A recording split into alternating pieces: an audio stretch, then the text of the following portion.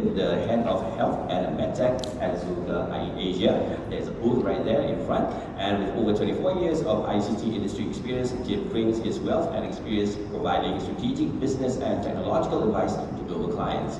Having held various senior leadership positions across MNCs, he has served clients across multiple industry verticals such as healthcare, pharmaceutical, medtech, telecommunication, financial services, education, and manufacturing. He's also the founding CEO of Good Doctor Technology, a joint venture between Ping An, Good Doctor, Grab, and SoftBank. This, I pass the floor over to Jim.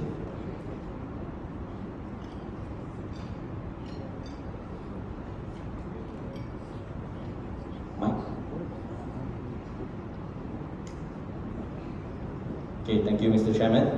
So, I think not many people know about Zoke. You can visit our booth later, but I can give you one innovation that we've done that you probably will know. So if you drink coffee, the Nespresso machine, okay, the milk frother is actually invented by us together with Nespresso.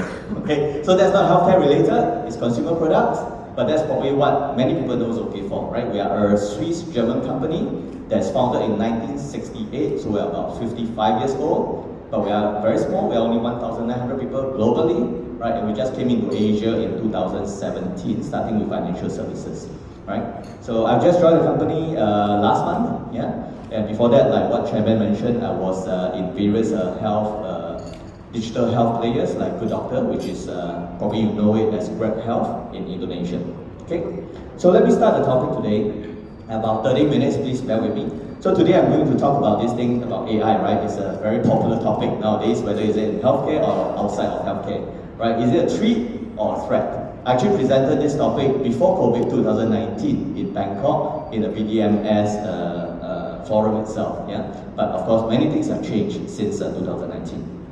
So very quickly, right? Again, this one I don't intend to discuss about ChatGPT here, right? There are many people talking about that, right? Is it right or wrong? Is it good? Who is responsible if the diagnosis is wrong, right? But I tried it myself last night just to show, right? I have a right hand back pain, maybe because of a flight, common flying last 2 weeks, yeah? So he actually gave me some kind of diagnosis or pre-diagnosis, right? So is it correct? So it's just like any social media. I think this morning SK mentioned, and Dr. Mahesh also mentioned, right? And Benedict also mentioned, do you really trust social media to give you the diagnosis, right? And who's responsible? So there's something that we cannot forget about that. It will be there to stay, but again, who's responsible? But I think one interesting thing that I think many of you read about it is that someone actually say that the ChatGPT treat the dog much better than the vet, right? So again, this is another thing that's disruptive coming in, right? And AI doctor, right? This term of AI doctor probably is going to become more and more common with ChatGPT and many others AI or generative AI's mechanisms coming out. Okay, but ChatGPT is not the latest, I mean it may be the latest AI doctor, but it's not the first AI doctor because in my previous company, I actually did that. Okay, so I was responsible to bring Ping An Good Doctor from China to Southeast Asia, and we set up office in Singapore, in Thailand, and in Indonesia, right? So this is what you may have seen if you have visited China. Okay, so we have what we call 1 minute clinic, right? Apart from on the apps itself, where you can do a consultation, we have a 1 minute clinic where one part is like a photo kiosk, right? You take photo, but you go there and do a teleconsult with an AI doctor through a machine. Okay, and we actually in the version 2 that didn't get commercially launched, we actually have like blood pressure monitor inside that we can address the white space in the tele-diagnostic area, which is missing in the telemedicine. Okay. And on the left-hand side, of course, is like a vending machine, okay? Where you, after seeing the AI doctor, you get a prescription, you scan the QR code, the medicine will drop from there, okay? It started with OTC, of course, over-the-counter drugs, and subsequently RX, prescribed medicine is also possible.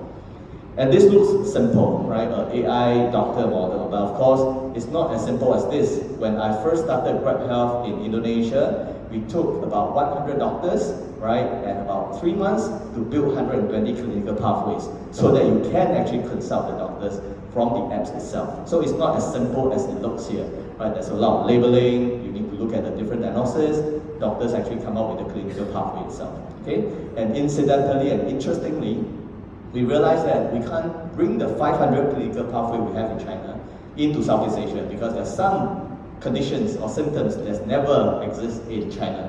For example, we talk about dengue fever, right? It's very common in Indonesia, in Malaysia, in Singapore, but in China, it's very, very rare, okay?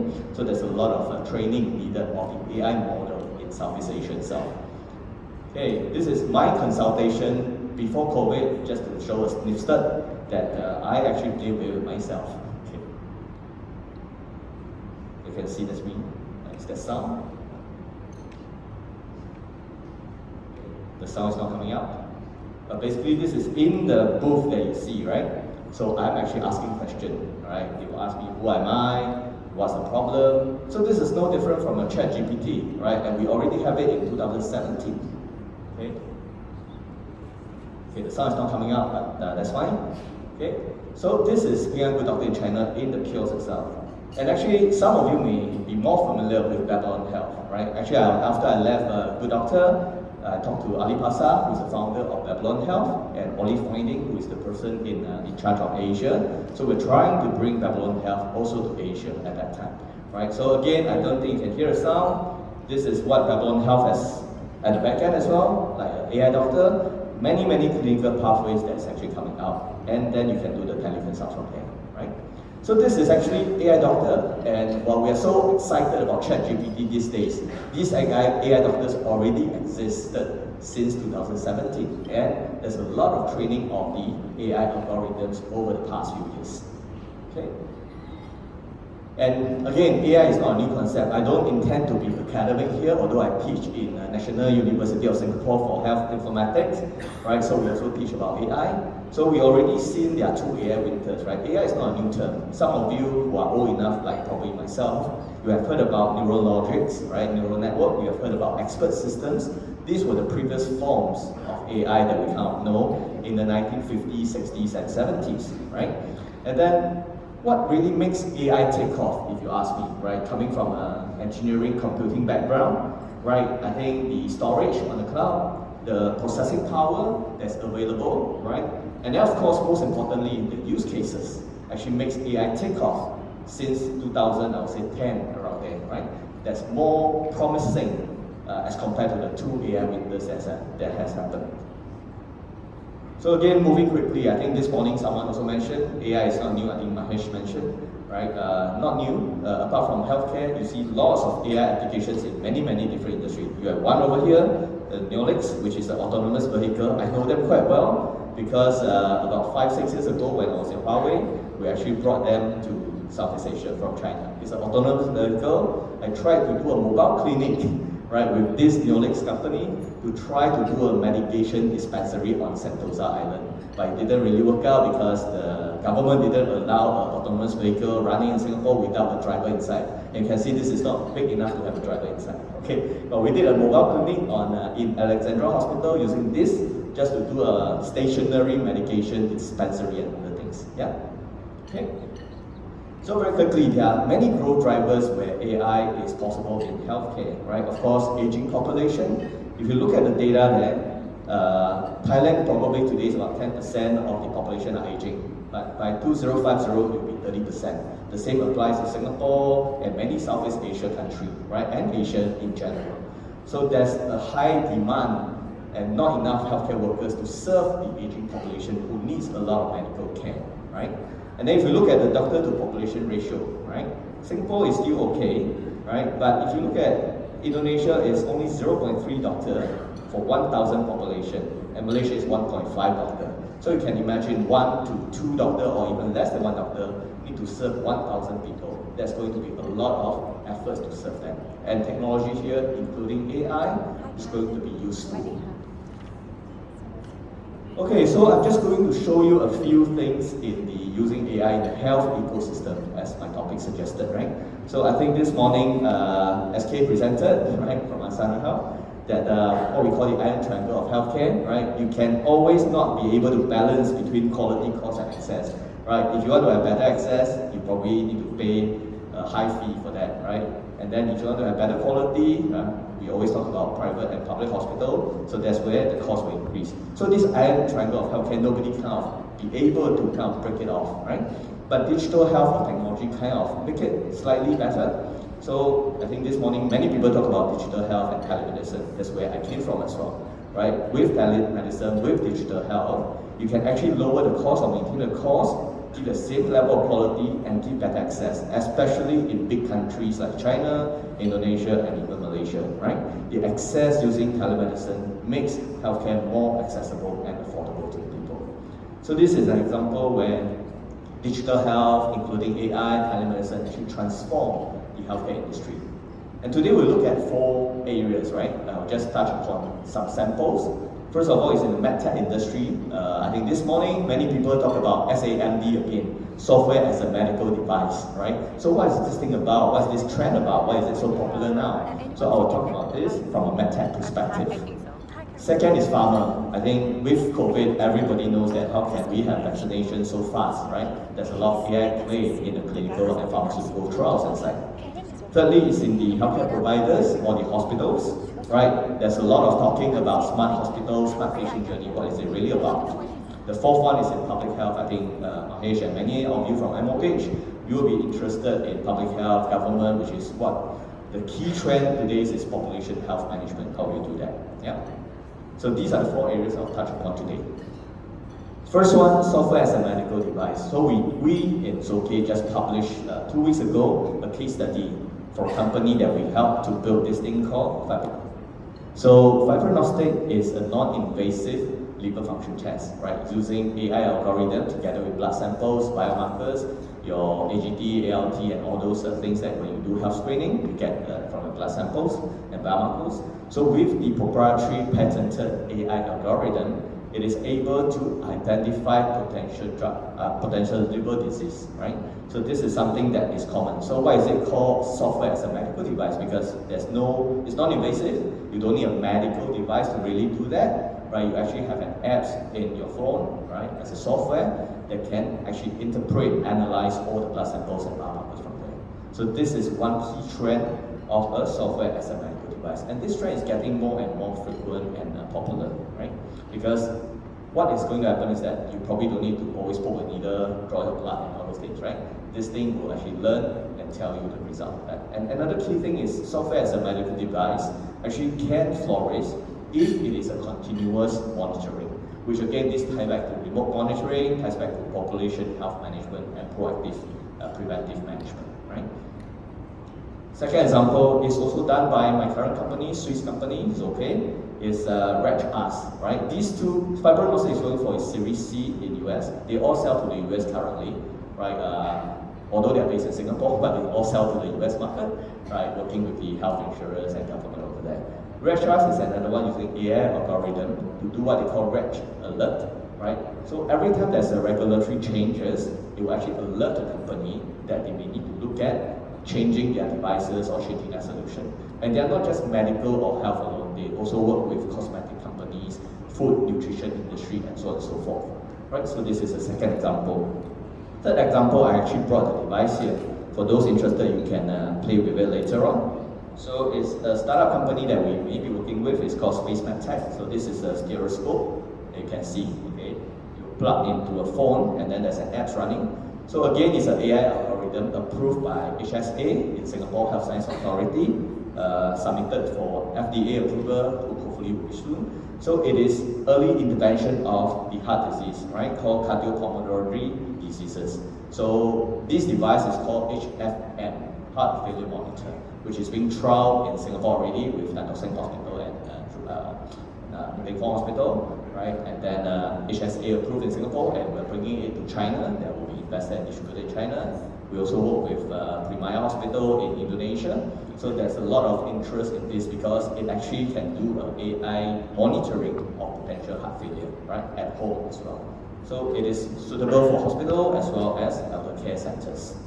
So this is an example of the different SAMD, software as a medical device, in the medtech industry where AI algorithms actually can benefit a lot. Pharmaceutical trials or clinical trials, right? I wouldn't go through too much details here because everybody knows, as I mentioned, with the COVID and the vaccination, it took a much shorter time and less errors. right, to come up with a vaccination. So again, I have some figures from Deloitte, but knowing Carolyn today, probably I can get more figures from PwC moving forward. Okay, so Deloitte actually say that ROI for top 12 pharma only 3.2%, right? Successful, the ROI. And then you can see AI in pharmaceutical research can reduce R&D costs by 60% and shorten the R&D times from 3 years to 1 year. And we've seen this happening. So this is definitely a lot of clinical trials going to be using AI, right? And I see Roche today as well. And Roche is actually an existing customer of Zoke as well, right? That we work very closely in the Europe. And they have launched a Navify platform that I'm sure they'll talk about it later, which is a digital platform and AI enabled as well. So after the clinical trials, let's take a quick look at the pharma value chain, right? It's not just about clinical trials that AI is useful, right? Throughout the entire pharma value chain, from research and discovery, right? Where you need my data, right? And then do drug candidates generation selection, to clinical development, which you need to use biomarkers and vaccine, patient recruitment, right? To manufacturing supply chain, right? And launch and commercial, where you have e-pharmacy, which we have seen a few in Singapore and Indonesia, right? And to monitoring the health record itself, right? So this entire value chain, AI and data can play a very big part. Some example of what we do, right? Data mining and drug candidate selection. So again, we build dashboards, right? Whether is it on ClickView, is it on Tableau, we build dashboard, making all the data map into a structure form and a common form, and then you put it as a dashboard form to the people in terms of candidate selection, in terms of measuring the sales of certain RX, in terms of data mining so that they can come up with prescription or precision medicine. Yeah. The other one is personalized and precision medicine, as I mentioned. We're working very closely with a lab company in Indonesia to launch this functionality in their new apps, right? So again, this is something very important, especially when we go into future population health management, right? You need to manage the entire population health, but at the same time, it has to be targeted for different people, right? And this touches a lot of data mining. And for those of you who have worked in the hospital environment, especially legacy or older hospitals, there's a lot of data, say for pharmaceutical companies, but they have many silos that you need to actually make them all normalized into a common data structure. Okay. Thirdly, smart patient journey, smart hospital. This is very much talked about as well. Everybody is saying that I want to build the next smart hospital, right? But what is a smart hospital? Before we look at a smart hospital, let's look at smart patient journey first, right? So telemedicine, telehealth, I was from it, and I think I have the founder of Doc to Us also here or tomorrow, right? So this is a norm, right? With COVID, everybody knows telemedicine to some extent. And there's a lot of growth potential, especially in countries that are big with large population, right? But what we also realize is that telemedicine, telehealth is just one part of it, right? What is really interesting is what we've seen in Babylon Health, right? AI triaging. Today, a lot of Southeast Asia players, including Grab Health that have launched, we probably couldn't do an AI triaging before passing to the actual doctors because there's a lot of regulatory constraints to some extent, right? But in China, in maybe NHS UK, AI triaging is quite common already, right? Before you actually even talk to a doctor. So having a digital twin in the apps itself helps to identify, right, where the symptoms and pains are, right? Instead of, if you don't have a tele-diagnostic capability, this is the bare minimum you can do beside a teleconsultation. If we look at it, okay, digital twin, right? So it can actually model yourself, right, as a digital twins in the apps itself. And then from consultation, from a fee-for-service consultation, you can slowly move into a long-term preventive and prediction, right? Management of the health management itself. And again, from a functionality or operation perspective, right, there are people, and in fact we're building for hospitals as well, already things in the apps, right? Some hospitals are really very big, right? You need a wayfinding, moving from station to station, going for your lab tests, blood tests, x-ray, seeing nurses for financial counseling, seeing doctors, getting your medical reports. There are many stations that you need to move around in the hospital. And some big hospitals are not easy to get by. And the wayfinding apps or a health concierge, right, including wayfinding, including initial pre-diagnosis, may be something that is useful, right, like Siri or Google Assistant for telehealth. right? And this is a trend that many hospitals are looking at building already. Okay, so we touched about the smart patient journey. Let's look at the smart hospital, right? Of course, we can do research with McKinsey, Arthur D. Little, and others, right? They have their smart hospital vision. What are the 5 pillars or 6 pillars? But let's look at some real example and applications of where smart hospital in the operation form has come out. So this is an example, right? Robot manager for, I think Ben is not here, but in SingHealth clusters in Singapore, there are many robots running, right? Wayfinding robot or concept robot using TAMI, right? You have robotic nursing assistant that my previous company actually trialed with them, right? So a robot manager, which is an AI-enabled platform, can actually integrate multiple robot vendors together, and that actually reduces your back-end IT problems of having different systems, giving different alerts, and you need to manage different systems. So the integrated platform is something that is very popular. Another one that I actually was involved in doing and I presented in Bangkok, and that's where I met Dr. Mahesh last year, is Singapore National Eye Centre, where we actually look at the resources in the hospital, whether it's your operating theatre, your nurse availability, your lab test availability, map all the internal hospital resources to the patient profile. When they schedule an appointment, you can base on the patient profile, based on the internal resource need, and do the optimization of the scheduling. Right? So this is not something new. Actually, many other industries already have something of a resource optimizer out there as well. Okay? But healthcare we can't just start.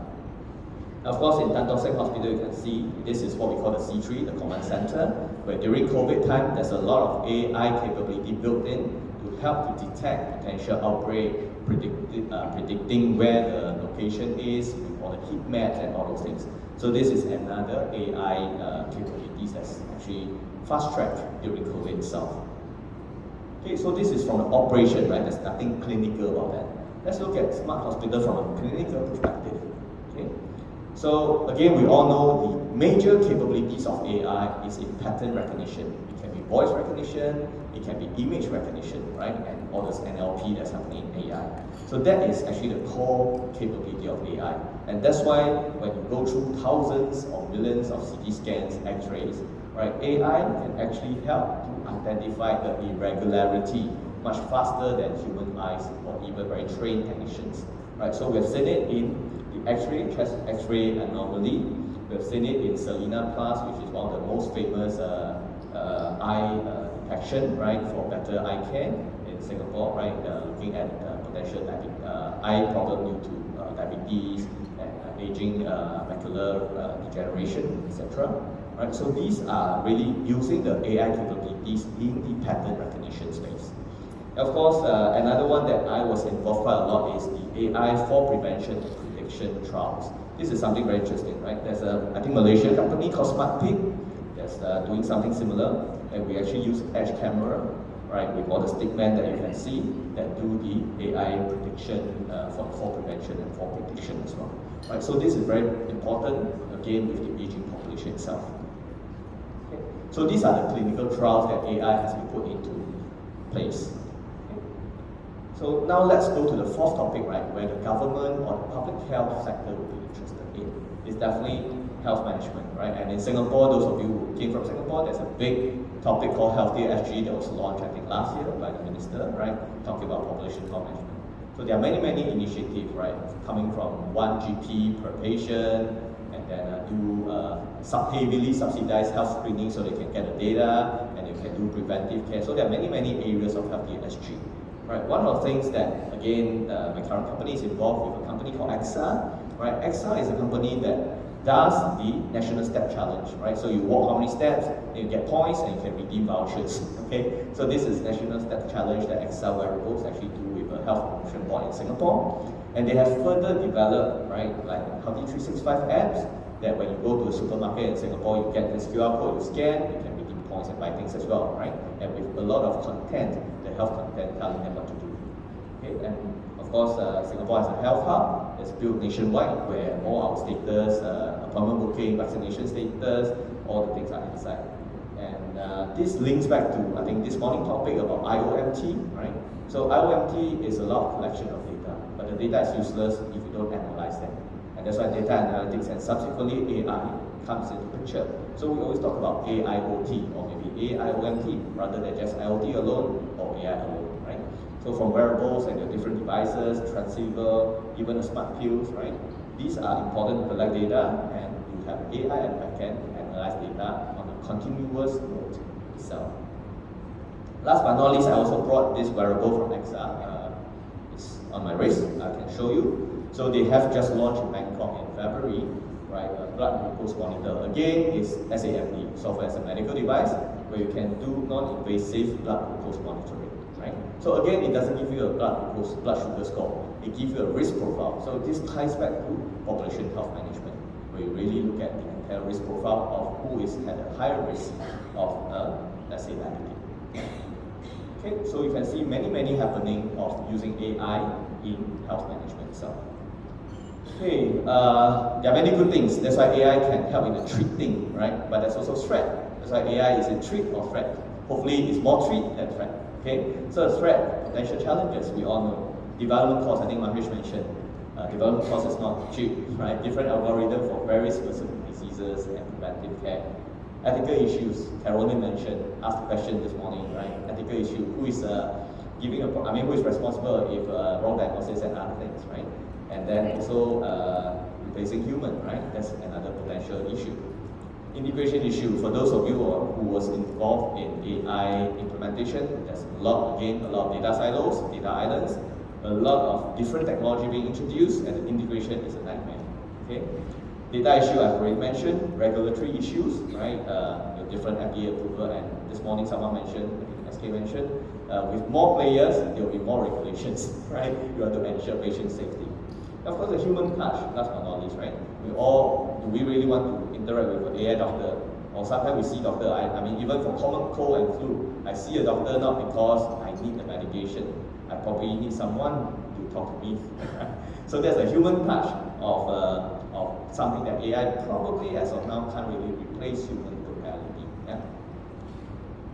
Okay, so I think I have about 5 minutes more. Let me just quickly end. I will not go through all the company info. We have a booth outside. Please feel free to talk to us. So as I mentioned, it's okay, you don't know the name, but we were founded in 1968. 1,900 employees worldwide, not very big after 55 years because we are very focused on certain things that we want to do, especially innovations. Right, we have 17 offices in 10 countries, right? And what's interesting is we actually help a lot of medtech companies to go through what we call a regulated AI development process. Okay? And again, very quickly, we are not just in health, right? Our famous health project is actually in NHS. We did the COVID-19 app for them, the Trace Together equivalent, right? And then we are also in Singapore Power, PUB, different banks, and so on and so forth. Yeah. And from a health perspective, we are kind of new in health. We just formed the unit last year, right? Bringing a lot of our experience from Europe and also getting work with the local Asia customers. So these are our different projects in health, right? Many of them are medtech companies in Singapore selling to the US. Okay. And then these are what we do, right? Healthcare innovations, right? And you've seen that some case study just now. Digital health application, we're building digital health applications for companies in Indonesia as well. We do device engineering beyond just normal software engineering. So apart from the Nespresso milk water you know about, we also build a coaching chip for medtech companies in Europe. Yeah? And then we have a smart and data AI lab that we actually do regulated AI development, medical device development. Okay, and this is what I talk about, regulated medical AI application. So we are very familiar with FDA, CE mark, and very soon in Singapore HSA approval regulatory. Right, that's where we will help the companies to get all this approval along the way and not just develop the solutions for them. Okay. I don't think I have time to go through. These are some of the examples, right, that we do. AI related, right, robotic surgery and some other things. But my last slide will be more interesting is that we actually do beyond just AI in healthcare. Okay. We actually do with WHO and UNICEF, QTech, delivery chip, right, and then assisted living for the elderly. Right, that's a company in Switzerland. Meiosis is something interesting. We work with ETH, which is a Switzerland university with a lot of Nobel Prize winner, right? Come up with additional muscles to help people with rehab. Yeah, and then many other things. We also do AR for HCP education. Yeah. So feel free to talk to us at the booth. And with that, I thank you. Hopefully that's of some interest to you. Yeah, thank you. Thank you, Jim, and thank you, Jim, and UK auditions. Remember, you can drop by the booth outside.